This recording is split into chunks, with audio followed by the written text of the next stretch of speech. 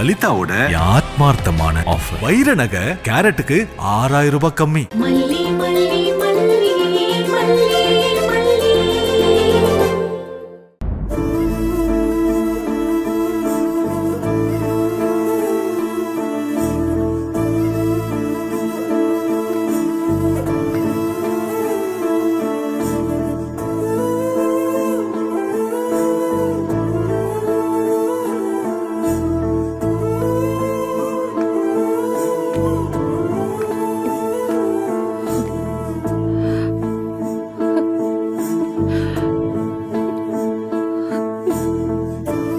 உனக்கு எவ்வளவோ கெட்டது பண்ணிருக்கேன். உண்மையை சொல்லணும்னா உனக்கு நான் எப்பவுமே கெட்டது மட்டும்தான் நினைச்சிருக்கேன், செஞ்சிருக்கேன். நல்லது செய்யற மாதிரி செஞ்சிருந்தா அது எனக்கே தெரியாம தான் செஞ்சிருக்கணும். இல்லைன்னா அதுல எனக்கு ஏதாவது ஆதாயம் இருந்திருக்கணும். அப்படிதான் இது வரைக்கும் எல்லாமே உனக்கு செஞ்சிருக்கேன். கடைசியில உனக்கு நல்லது பண்றேன்னு போலீஸ வச்சு பிரச்சனை பண்ணி செட்டப் பண்ணி விஜய் தம்பிக்கு உன்னை கட்டி வச்ச. அதுவுமே என்னோட சுயநலத்துக்காக தான். என்ன மன்னிச்சிரு மல்லி. விடுங்க அண்ணி. யார் யாருக்கு என்ன நடக்கணும்னு எழுதியிருக்கோம் அதுதானே நடக்கும். உங்களை சொல்லி தப்பில்ல. நீங்க உங்க வாழ்க்கை எப்படியோ இருக்கும்னு எதிர்பார்த்து வந்தீங்க. ஆனா அண்ணன் எங்க 3 பேரை கூடவே வச்சிருந்ததே உங்களுக்கு பிடிக்காம இருந்திருக்கும். அந்த ஆத்திரத்தை நீங்க என் மேல காட்டினீங்க.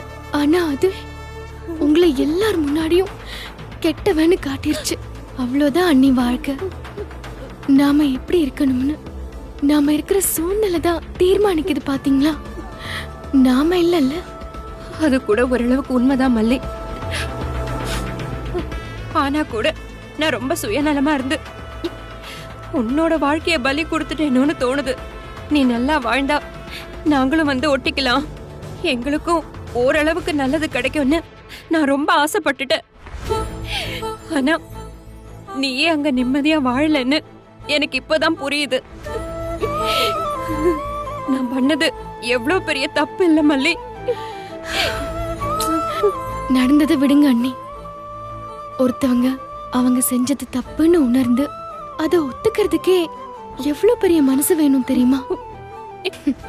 அது உங்ககிட்ட இருக்கு அண்ணி. நீ இப்படி எல்லாம் பேசுறல்ல, அங்கதான் மல்லி நீ ரொம்ப பெரிய மனுஷியா ஒசந்து நிக்கிற. என்னை பத்தி உனக்கு நல்லாவே தெரிஞ்சிருக்கும். ஆனாலும் எனக்கு ஒரு பிரச்சனைனதும் ஓடி வந்து நின்ன பாரு. மவன் செத்தாலும் பரவாயில்ல, மருமக தாலி அறுக்கட்டும்னு நினைப்பாளா மாமியார்னு ஊர்ல பழமொழி சொல்லுவாங்க. ஆனா எனக்காக உன் தாலிய கூட விட்டு கொடுக்க தயாராயிட்ட பாரு. அத வேற யாருமே செய்ய துணிஞ்சிருக்க மாட்டாங்க மல்லி. அத நான் எங்க வேணாலும் வந்து சொல்லுவேன். காலம் பூராவும் உன் வீட்டு வாசல் முன்னாடி காவல் காக்க சொன்னாலும் காவல் காப்ப. என் நன்றி கடனை உனக்கு திருப்பி கொடுக்கறதுக்கு 7 ஜென்மம் எடுத்தா கூட போராது மல்லி. அண்ணே, ரொம்ப பெரிய பெரிய வார்த்தை எல்லாம் பேசுறீங்க. நான் ஏன் அண்ணனை காப்பாத்திருக்கேன், அது ஒன்றும் பெரிய விஷயம் இல்லையே. அதுல நானும் சுயநலமா தான் நடந்துகிட்டேன். எனக்கு அவர் செஞ்சிருக்கிறதுக்கு முன்னாடி இதெல்லாம் ஒண்ணுமே இல்லை அண்ணி. எங்க அண்ணன் எனக்காக உசிரையை கொடுக்க துணிஞ்சவரு. அவரு நல்லா இருக்கணும் அண்ணி. அவரை எழுந்து வந்து மல்லின்னு என்ன ஆசையா அணைச்சுக்கணும். எனக்கு அது போதும், அது மட்டும் போதும். இங்க பாரு, நீ அழக்கூடாது. இப்ப வரைக்கும் உன்னை அழ வச்சவங்கள நீ அழ வைக்கணும். நான் உன் கூட இருக்கேன், உன் அண்ணி உன் கூட இருப்பேன். அந்த ராஜேஸ்வரிய சும்மா விடாத. நான் இது வரைக்கும் உனக்கு செஞ்ச அநியாயத்துக்கெல்லாம் பிராயச்சித்தமா இனிமே நான் உன் கூட இருப்பேன். பணத்தை தவிர நீ என்ன உதவி வேணாலும் என்கிட்ட கேளு, என்னால உனக்கு செய்ய முடியும். மல்லி, என்ன மன்னிச்சிட்டேன்னு சொல்லு மல்லி. மன்னிச்சிட்டேன்னு ஒரு வார்த்தை சொல்லு மல்லி. நீ இப்ப சொல்லணும்னு கூட இல்ல. உனக்கு எப்ப நான் செஞ்சதெல்லாம் மறக்குதோ அப்ப சொல்லு மல்லி. சொல்லுவல்ல மல்லி.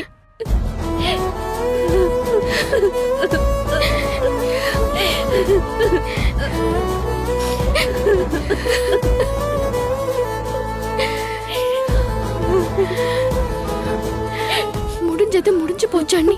நான் எதையுமே ஞாபகம் வச்சுக்கல. அண்ணனை நல்லா பாத்துக்கோங்க. ஏதாவது நான் ஃபோன் பண்ணுங்க அண்ணி. நான் போயிட்டு அப்புறமா வரேன்.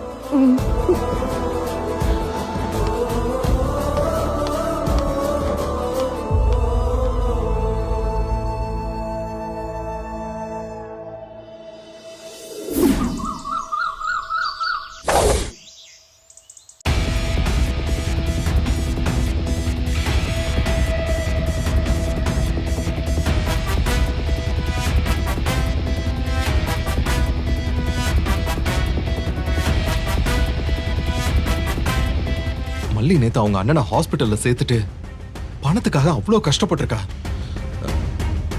என்கிட்ட பணம் இருந்து கூட கொடுக்க முடியல பாருங்க. அதுதான் எனக்கு கஷ்டமா இருக்கு. ஒரு உயிரை காப்பாத்த பணம் யூஸ் ஆகலனா அப்புறம் பணம் சம்பாதிச்சு என்ன யூஸ் சொல்லுங்க? ஏங்கா, நான் தான் நேத்து மீட்டிங்ல இருந்தேன். அந்த இடத்துல ப்ராப்பர் நெட்வொர்க் கவரேஜும் இல்ல, அதனால என்ன ரீச் பண்ண முடியல. ஓகே, நீ அது பணம் கொடுத்து ஹெல்ப் பண்ணிருக்கலாம்ல. மாட்டினாங்க ராஜிமா. என்ன விஜய் இப்படி கேக்குற? என்னதான் மல்லி மேல கோவம் வருத்தம்லாம் இருந்தா கூட ஒரு உயிரை காப்பாத்துங்கன்னு வந்து நிக்கும் போது பணம் கொடுக்காம நான் இருப்பேனா? பின் தப்பா போட்டனோ இல்ல என்னவோ தெரியல, என் அக்கவுண்ட் பிளாக் ஆயிடுச்சு விஜய். ஒரு பைசா கூட எடுக்க முடியல. மெயில் போட்டிருக்கேன், இன்னும் ரிலீஸ் ஆகல. உனக்கும் போன் ட்ரை பண்ணி பார்த்து நானும் ரஞ்சியும் ஓஞ்சே போயிட்டோம். எனக்கும் மல்லிக்கு பணம் கொடுத்து உதவ முடியலன்னு இப்ப வரைக்கும் குற்ற உணர்ச்சி தொண்டைக்குள்ள சிக்கிக்கிட்டே இருக்கு. ஆஹா, ராஜிமாட்ட மட்டும்தான் இப்படிலாம் பேச கத்துக்கணும். மல்லிய மிதிக்காத குறையா வீட்டை விட்டு போக ஐடியா பண்ணிட்டு இப்ப இப்படி வார்த்தையை நெய்ல முக்கி தேன்ல தடவி பேசுறாங்க. எல்லாம் மல்லி மாமா கிட்ட சொல்ல மாட்டாங்கிற தைரியம் தான். ஆனா விஜய், எப்படியும் கடைசியில நம்ம குடும்பத்துல இருந்து தான் அவளுக்கு ஹெல்ப் பண்ணிருக்கோம். வெண்பா மூலமா இது நடக்கணும்னு இருந்திருக்கு. வெண்பா பண்ணதும் நீ பண்ணதும் வேற வேறன்னு ஆயிடுமா? எல்லாம் ஒண்ணுதானே. கரெக்ட் தான்.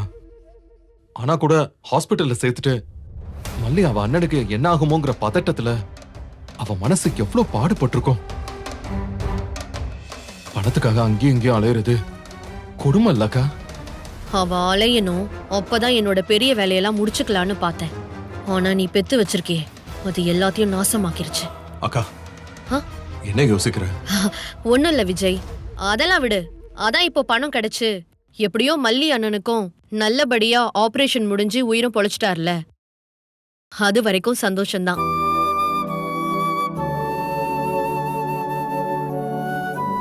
இந்த வாரம் கருமாரி அம்மனுக்கு போய் காணிக்க வச்சாதான் ஏன் மனசு திருப்தி ஆகும். எப்பா சாமி, என்னம்மா ஃபீல் பண்றாங்க ராஜிமா? பா,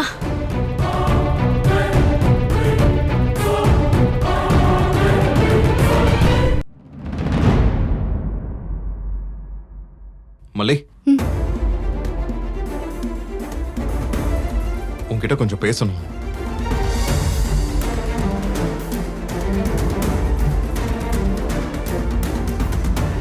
எது பேசுறதா இருந்தாலும் தனியா பேசலாம், அதான் நல்லது.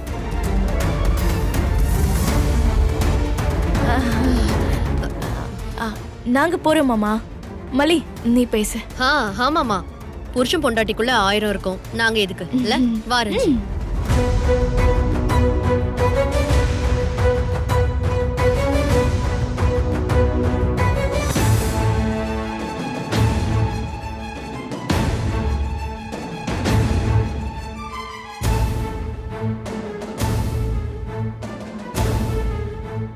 மல்லி, ஐம் சாரி.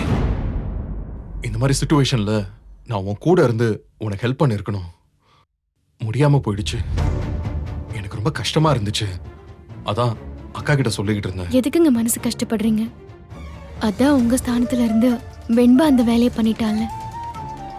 அந்த வகையில எங்க அண்ணன் கொடுத்து வச்சவர் தான். இந்த கல்யாணம், புருஷன் பொண்டாட்டி, அது இது எல்லாம் தூக்கி கொஞ்சம் ஓரமா வச்சிரு. எனக்கும் என் பொண்ணுக்கும் எவ்வளவோ ஹெல்ப் பண்ணிருக்க. அந்த நன்றிக்காக நான் உனக்கு கண்டிப்பா ஹெல்ப் பண்ணிருக்கணும். அது என் மனசை ஒரு மாதிரி உறுத்திக்கிட்டே இருக்கு. நான் எவ்வளவு அறிவில்லாத முட்டாளா இருந்திருக்கேன்னு நொடிக்கு நொடி புரிய வைக்கிறீங்க. மல்லி, ஏன் இப்படி எல்லாம் பேசுற? என்னாச்சு? உதவி செஞ்சா திருப்பி உதவி செய்யணுங்கிறது தான் புருஷன் பொண்டாட்டி உறவுன்னு இப்பதாங்க எனக்கு புரியுது.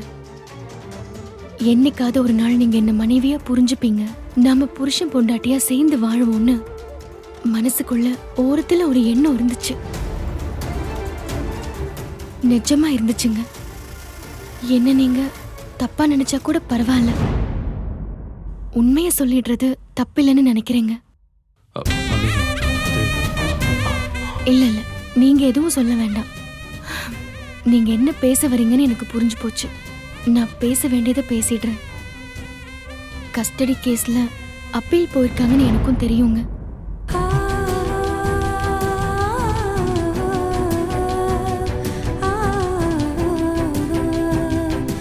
அதனாலதான் என்ன இங்க விட்டு வச்சிருக்கீங்கன்னு இப்போ இந்த மரமண்டைக்கு உரைச்சிருச்சு.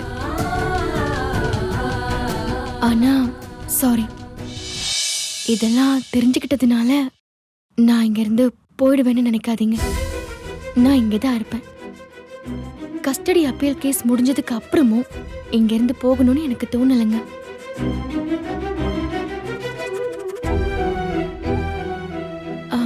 தப்பா எடுத்துக்காதீங்க. நான் என் மனசுல முன்னால இருந்த ஆசை, பழைய நினைப்பெல்லாம் மறந்துடுவேன். உடனே இல்ல, கொஞ்சம் கொஞ்சமா மாத்திப்பேங்க. நாம சொன்னதை கேட்காத மனச நாம ஏன் சுமக்கணும்? உங்க மனசுலதான் நான் இல்ல. ஆனா என் மேல உசிரையே வச்சிருக்கிற இன்னொரு ஜீவன் இங்க இருக்குல்லங்க. அதுக்காக இங்கதான் நான் எப்பவுமே இருக்கணும்னு முடிவு பண்ணிட்டேன்.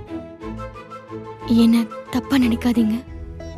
மல்லி, ஆக்சுவலி நான் அதான் சொல்லிட்டேனே, உங்க மேல எந்த தப்பும் இல்ல. தப்பா புரிஞ்சுக்கிட்டது என்னோட தப்புங்க. மன்னிப்பெல்லாம் கேட்டு டைம் வேஸ்ட் பண்ணாதீங்க. அதுக்கு அவசியம் கூட இல்ல. தப்பு உங்க மேல இல்ல. இத பத்தி யோசிக்காதீங்க, விட்டுருங்க.